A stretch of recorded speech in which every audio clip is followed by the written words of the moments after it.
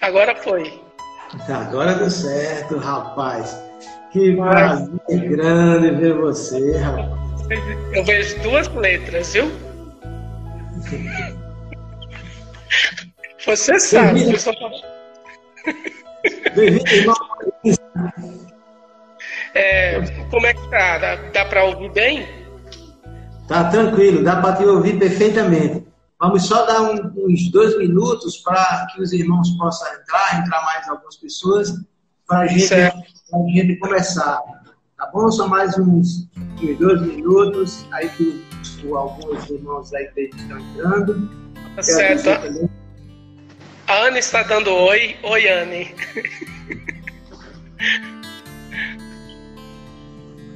Você conhece a Anne?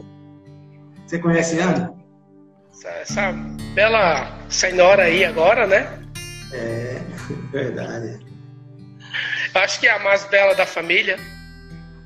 É a mais nova. É a mais nova, ela. É? E aí, como estamos as coisas? Querido, tudo bem, graças a Deus aqui, né? Tentando sobreviver em meio a essa pandemia, orando a Deus, lavando muita louça. Ficando em casa, né? Minha esposa fala que me encontra em 2 situações. Ou eu estou no sofá, ou eu estou na pia. Aí, mas não é isso não. Eu tenho estudado bastante, tenho lido pelo menos uns 2 livros já. Eu tenho tirado bastante proveito. Tá lendo qual livro? Eu fiz uma clínica há mais ou menos uns 7 meses atrás, em setembro. Eu fui até um local aí chamado Oasis, em Anápolis, Goiás. E é o tipo do lugar que eu recomendo para qualquer pastor. Aqui tá frio, viu, meu? No momento 6 graus. Eu tô aqui, ó. Rapaz, você vê. Aqui tá quente. Eu estou com a voz ruim e eu estou começando a resfriar. Não passa não, tá? Tá certo, ainda bem. Bem-vinda aí, irmã Adriana. Adriana lá, filha da irmã Josefa, viu? Sua segunda mãe. Gabriela, né, com o esposo. Então, estou um pouquinho resfriado, estou tentando tratar. E também, nesse momento, com a friaca que está acontecendo, até para falar é desagradável. É verdade, o clima aí... Vamos tentar, né? Vamos. Tá bom, querido. É um prazer muito grande revê-lo. Quando é que você vem aqui em Natal? Mas antes de começar, vamos bater esse papozinho aqui. Olha, eu planejava, sinceramente, esse ano ainda, né? Eu planejava esse ano. Só que, por exemplo, com esse problema aí, bagunçou financeiramente tudo. Tudo é. Nós já estávamos vivendo uma dificuldade financeira grande, porque nós cobrimos a quadra. E aí zeramos financeiramente, ficamos sem dinheiro praticamente para nada. Fizemos aí um investimento de mais de 50 mil reais para cobrir a quadra. E você sabe, a igreja depende das doações, depende dos dízimos, né? E automaticamente esse ano eles nem conseguiram pagar todo o meu décimo. Então,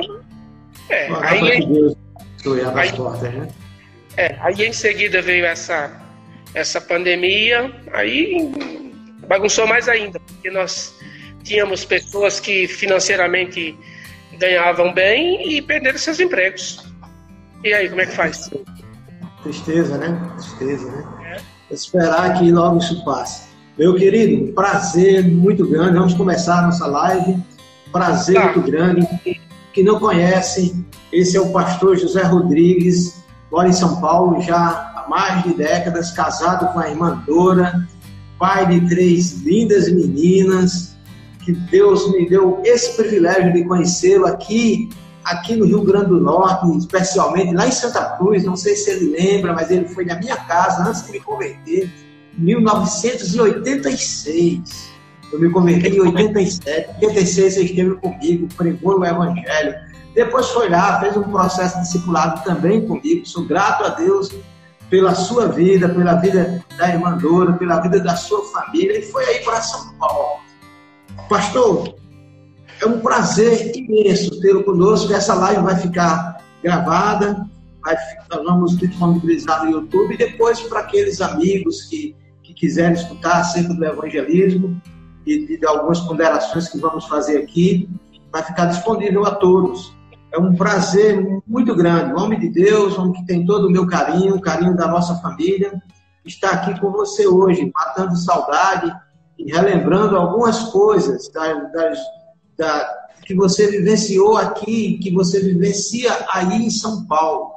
Como aqui nós todos sabemos que você é um grande evangelista, você tem esse dom maravilhoso. Eu experimentei isso, eu vi isso diversas vezes aqui no Rio Grande do Norte, em Santa Cruz, como falei.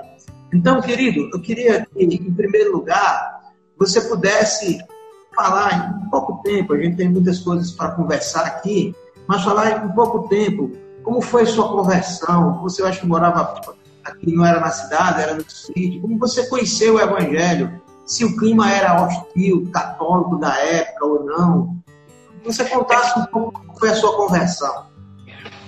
Bem, eu aceitei a Jesus Cristo em 1983, era dia 23 de julho, mas um dia antes eu visitei um cabeleireiro da cidade chamado Toinho. E o Toinho estava frequentando a Igreja Batista, o trabalho era recente em Santa Cruz, e ele perguntou se eu aceitaria uma visita. E eu falei, bem, eu moro no sítio,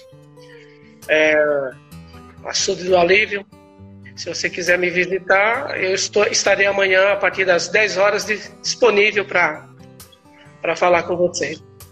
E 10 horas no domingo do dia 23 de julho de 1983, ele chegou na minha casa com o pastor Benjamin. E ele me apresentou o Evangelho. Eu já li a Bíblia. Meu pai ganhou uma Bíblia do Monsenhor Raimundo de presente. Eu já lia, já observava. Já tinha algumas práticas que eu não praticava mais, como adorar as imagens. E eu já tinha pedido ao Senhor que Ele me revelasse a verdade. Se existia a verdade, que Ele me revelasse. E naquela manhã, o pastor Benjamin apresentou exatamente o que eu precisava ouvir. Não era o que eu queria ouvir, mas aquilo que eu precisava ouvir. O Evangelho me tocou profundamente. A maneira como ele apresentou o Evangelho me tocou assim profundamente. E eu não, fisicamente, assim, não chorei, mas espiritualmente eu estava chorando. À noite daquele domingo eu fui na igreja e quando terminou a pregação ele chamou, perguntou se alguém queria aceitar a Cristo como Salvador, e eu fui na frente e eu tomei essa decisão. Aceitei a Cristo naquela mesma noite, e a partir dali comecei a estudar o Evangelho, a aprender um pouquinho mais. Naquele mesmo ano, no segundo semestre, eu estava no último ano do colégio, e ele me desafiou a dar um testemunho, e eu fui à frente, eu dei um testemunho, eu apresentei o que eu pensava até então das Escrituras, e quando terminamos, fomos para uma sala para orar.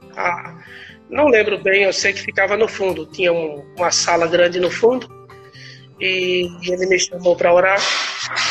E ele falou para mim, você tem vontade de estudar a palavra? E eu falei, pastor, desde criança. É uma coisa que eu sentia no meu coração. O seminário para você. Falei com ele hoje. Tá tudo certo. Vamos lá de cima. Pastor, sabe quem está Tu sabe quem está conosco? Um grande amigo, pastor, eu sou fã dele. O Manuelzinho? Sabe, Pastor Manuel. Eu tô vendo Manuel, aqui. você conhece esse cara, Pastor Manuelzinho? Conheço. Esse cara me conhece também, viu? Conheço bastante. Esse é demais, esse tá lá, é top, é top. Mas, pastor, me diga uma coisa. Eu gostaria... A Bíblia é a mesma, o conteúdo é o mesmo. Não muda, a palavra é sempre a mesma. Mas você sente que há uma diferença na abordagem daquela época, de 30 anos atrás para hoje, na apresentação do Evangelho às pessoas? Pastor, na verdade eu fiz uma listinha aqui das coisas que você me passou, das perguntas, e na medida do possível eu posso realmente seguir esse parâmetro. As versões mais respeitadas naquele período dos anos 80, dos anos 90, era a versão corrigida e a atualizada. Mas eu ainda continuo realmente prezando pelas versões corrigidas e atualizadas. Essa é a minha opinião. Agora, por exemplo, você fez algumas perguntas para mim. A primeira foi: como seria, por exemplo, uma abordagem de evangelismo aqui em São Paulo? Não foi isso? A primeira pergunta que você fez. Não tô eu estou só com a resposta. Como seria, né? Você abordar pessoas aqui em São Paulo? 80% das pessoas que eu tenho na minha igreja não é grande, é uma igreja aí de 45, 50 membros. Mas 80% dos membros que eu tenho na igreja hoje são meus filhos na fé. Amém. 80%. Eu só tenho uma família que frequenta hoje a igreja e mais uma senhora já velhinha que não são meus filhos na fé. Mas os demais todos, eu tive o privilégio de levá-los a Cristo como meu Salvador. Aqui em São Paulo, meu querido, realmente para você pregar o Evangelho nos dias de hoje, você tem que ser muito sutil. Tem que usar de muita sutileza. Você tem que chegar na sua, eu diria, avaliar o terreno, avaliar as pessoas que se encontram, por exemplo, numa clínica, num local de atendimento médico, num banco, no mercado. A primeira coisa grande dificuldade que nós temos é que, no meu caso, eu só faço ministério. Então a minha amizade é muito seletiva já, e já tenho poucas amizades. Está restringido. É bem complicado, é diferente de alguém que trabalha lá no mercado o dia todo, que fica roçando o tempo todo com outras pessoas.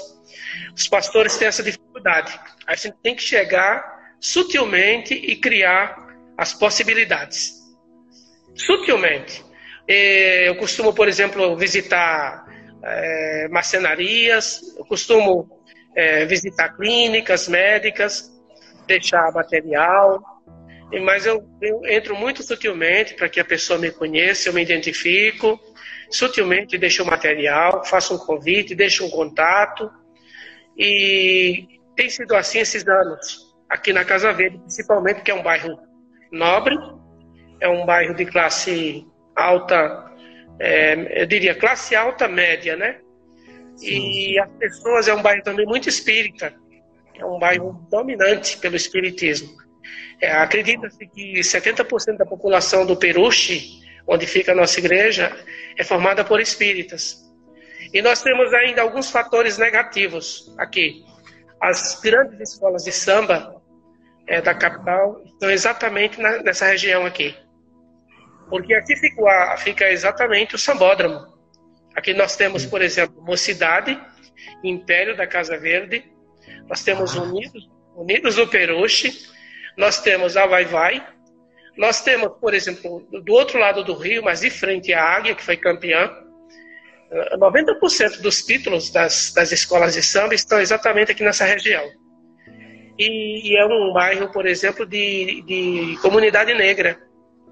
Eles só querem saber de 3 coisas: de bebida, de bailes e de mulheres. Então é um bairro muito complicado para se evangelizar. O espiritismo que você fala é o espiritismo kardecista? Aqui são os dois. Aqui nós temos a LBV, que tem uma sede gigantesca, aqui próximo, e a André Luiz, que fica a 400 metros aqui da igreja. Sim, sim. A André Luiz, que é o catecismo, né? A sede do catecismo no Brasil está aqui na Casa Verde, a 400 metros aqui da igreja. Então, o espiritismo é muito dominante aqui, muito, muito, muito. Não existe uma rua aqui que não tenha um terreiro de macumba. Não existe uma rua que não tenha um terreiro de macumba. Então, as pessoas estão muito, muito ligadas a esse... E o Wanda predomina aí também, né? Automaticamente há uma concorrência, né? Aqui, por exemplo, aqui na rua, na lateral, na rua próxima, que seria uma paralela, tem dois. Tem um do Candomblé e tem um outro do André Luiz, que é diferente. O catecismo do Candomblé é diferente. Mas eles dominam. Por exemplo, na Galiléia tem 5 terreiros desses.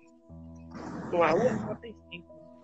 E os frequentadores, não sei se você sabe dizer, mas os frequentadores dessas casas espíritas, eles são de classe média ou eles são de classe baixa? Geralmente são pessoas riquíssimas, viu? Geralmente é um povo rico, é um povo que tem... Então, meu querido, essa parte de evangelismo, ela é delicada, muito delicada mesmo.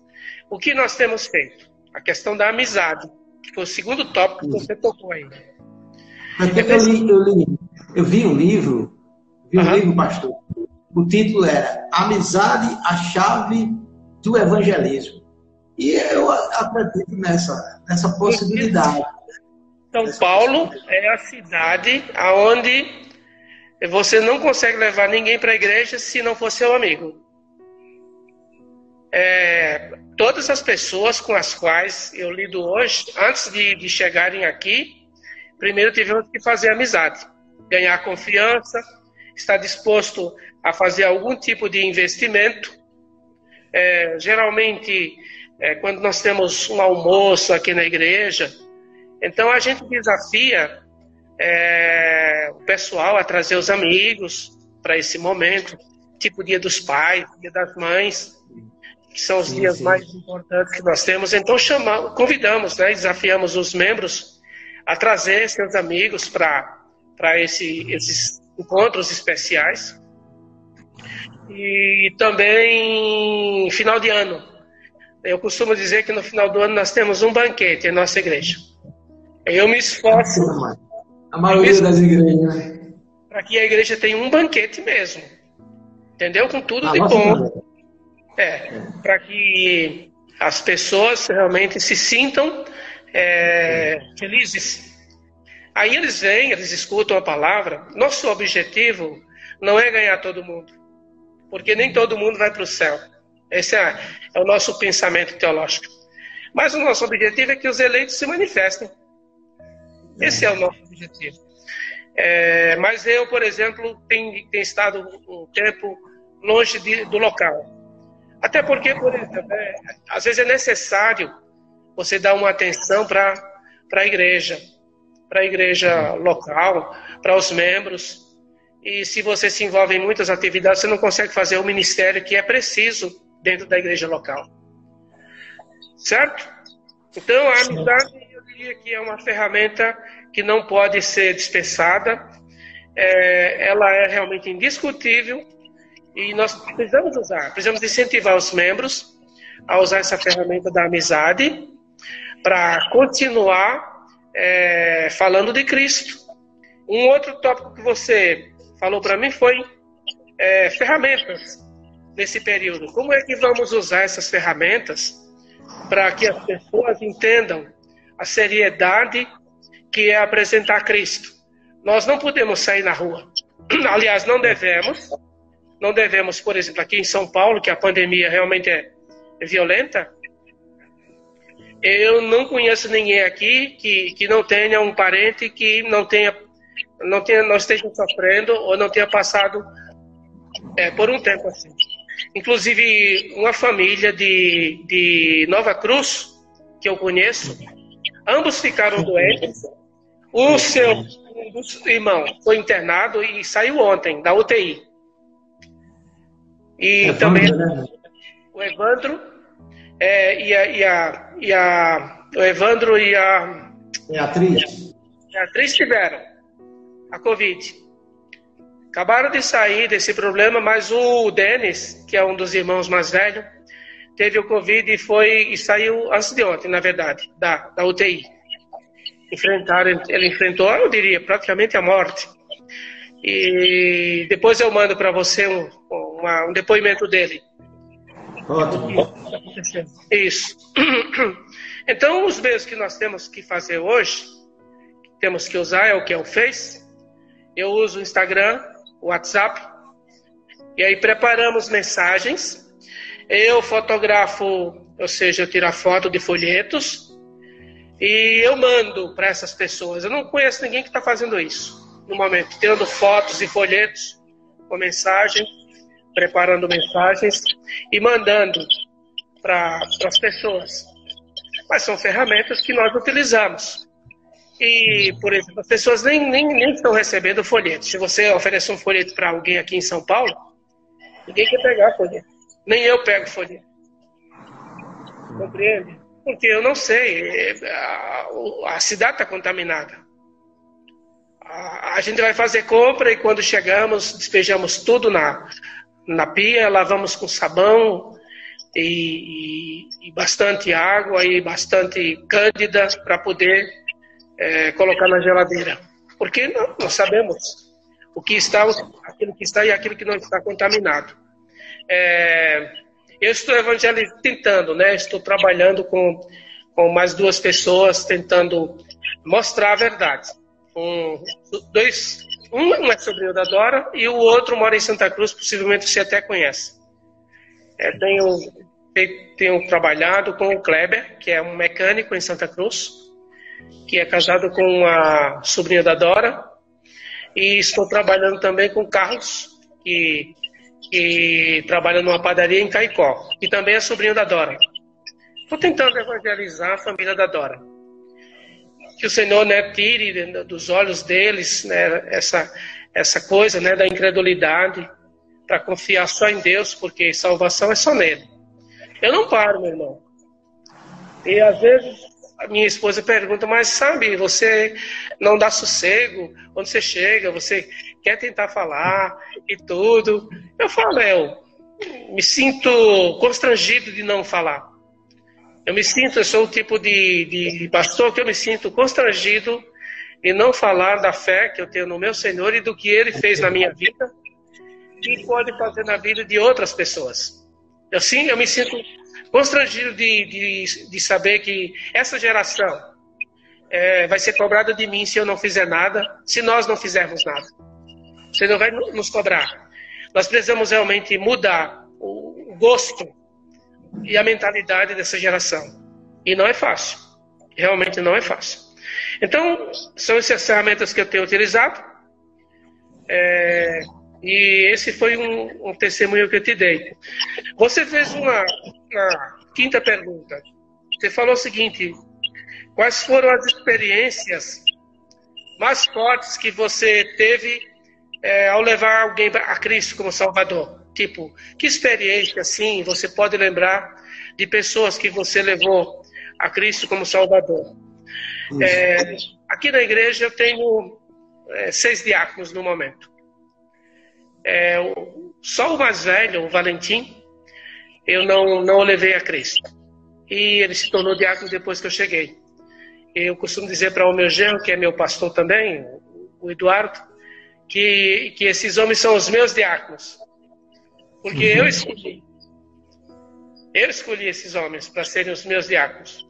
Aí uma vez eu tenho que falar, os meus diáconos, eu falo, não, ainda não são seus. Se no dia que eu sair, aí você vai escolher os seus diáconos. Mas eles têm muito carinho pelo Edu. E a gente faz um trabalho, nós somos bem briguentos um com o outro, tá? Mas a gente se entende.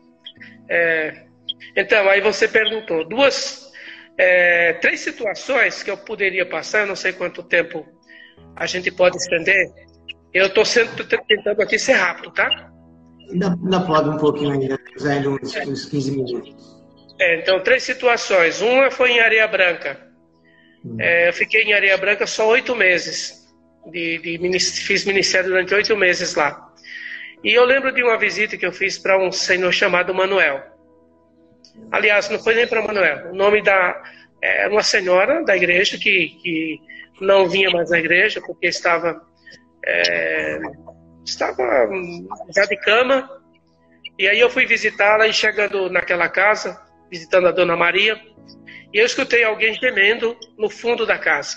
Era uma casa bem grande, com vários quartos.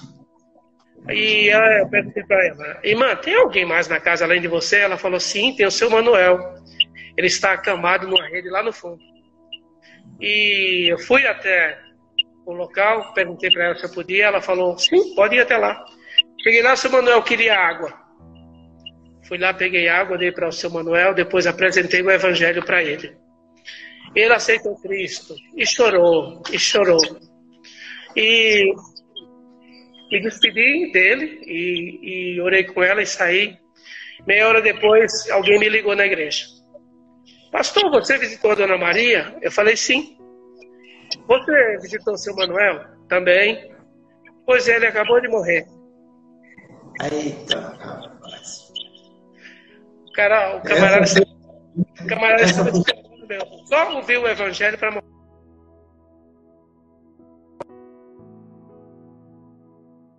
Até nos dias de hoje mexe comigo, porque eu fiquei pensando, se eu tivesse chegado naquela casa e tivesse negligenciado,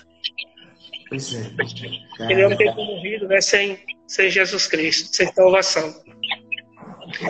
E na igreja eu lembro de 2 situações. Um marceneiro que eu visitava ele sempre.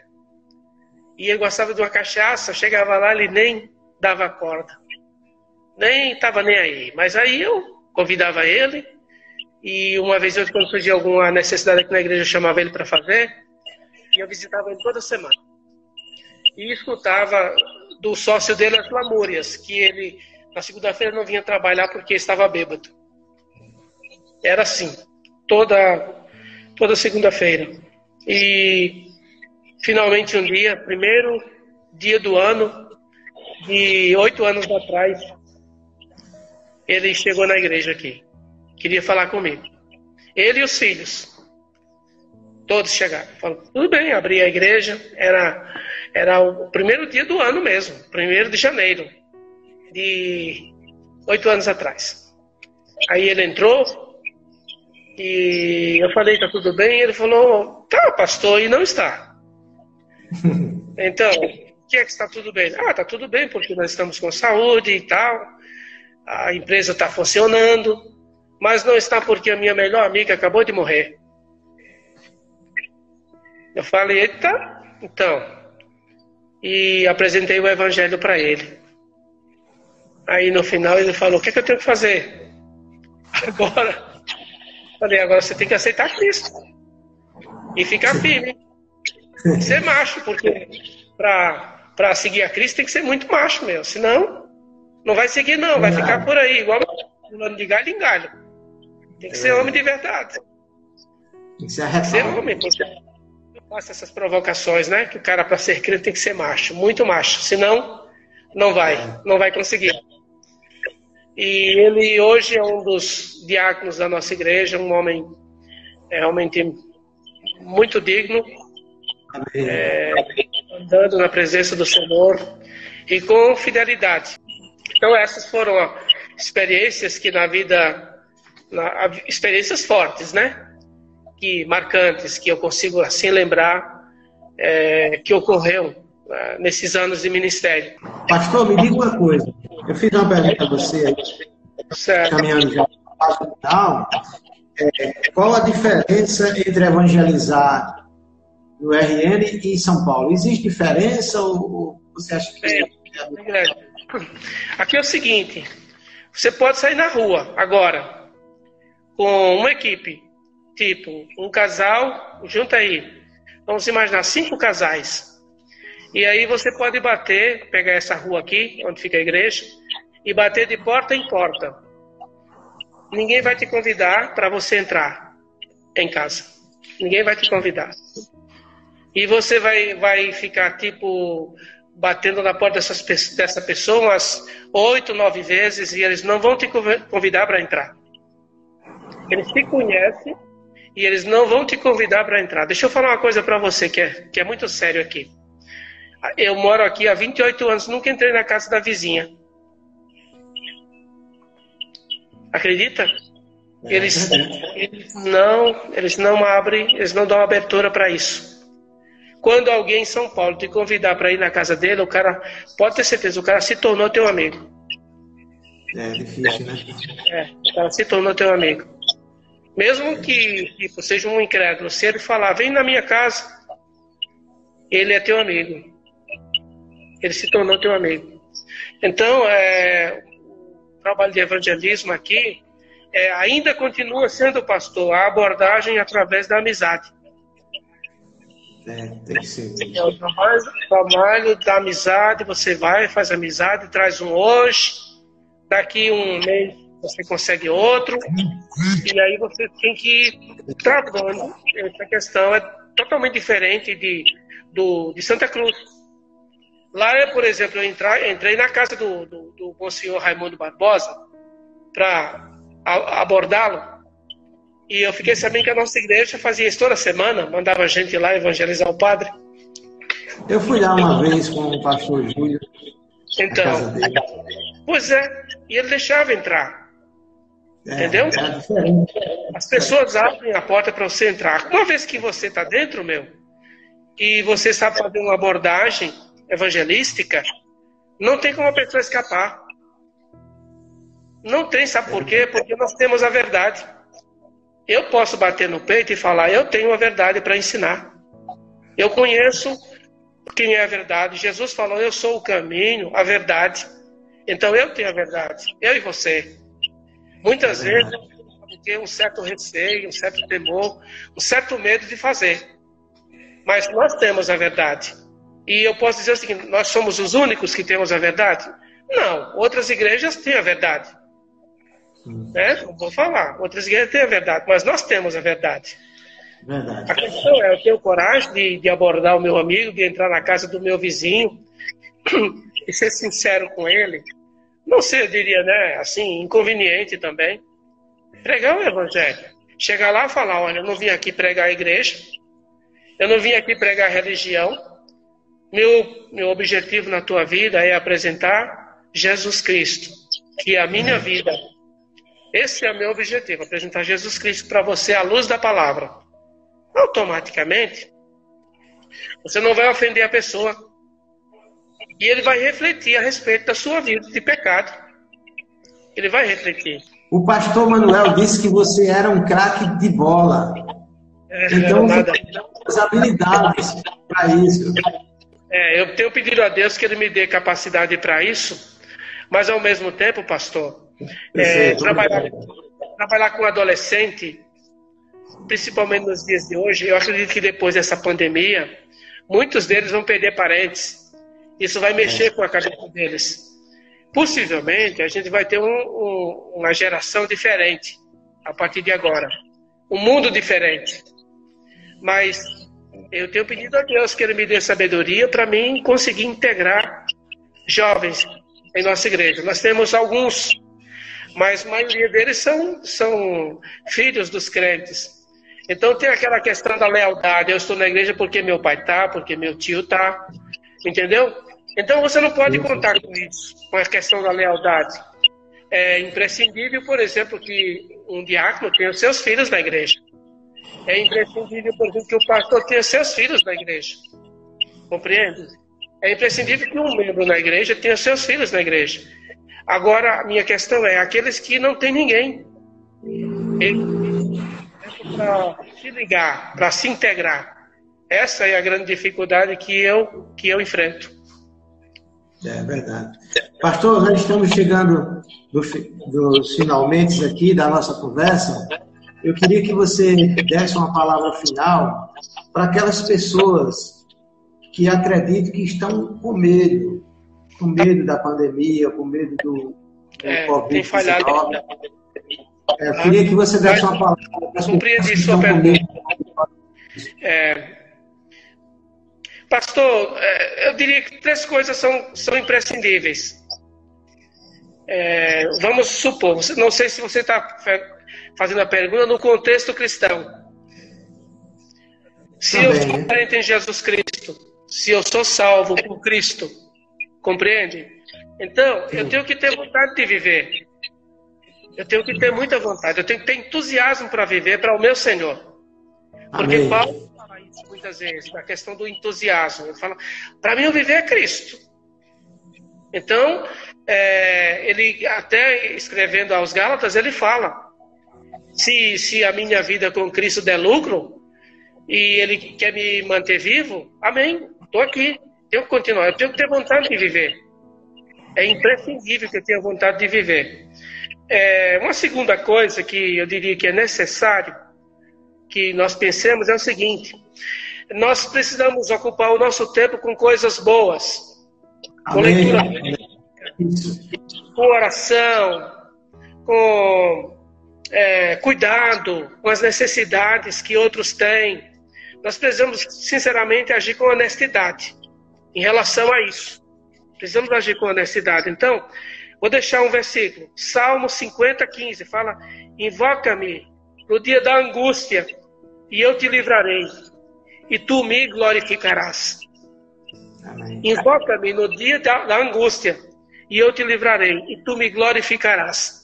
E o grande versículo que nós temos, 2 Crônicas 7:14.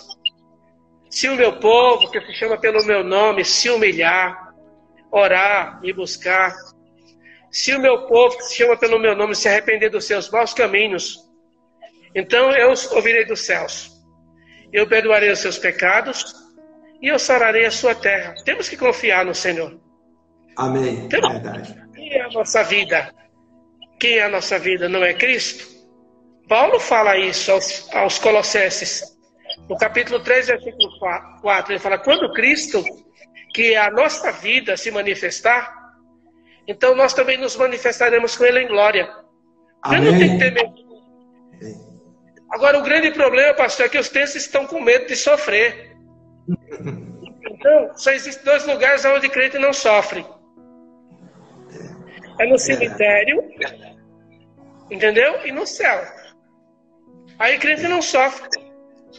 Mas nós precisamos entender que o sofrimento faz parte da vida e nós temos que glorificar a Deus que nós podemos sofrer e fazer a obra do Senhor para a glória dele.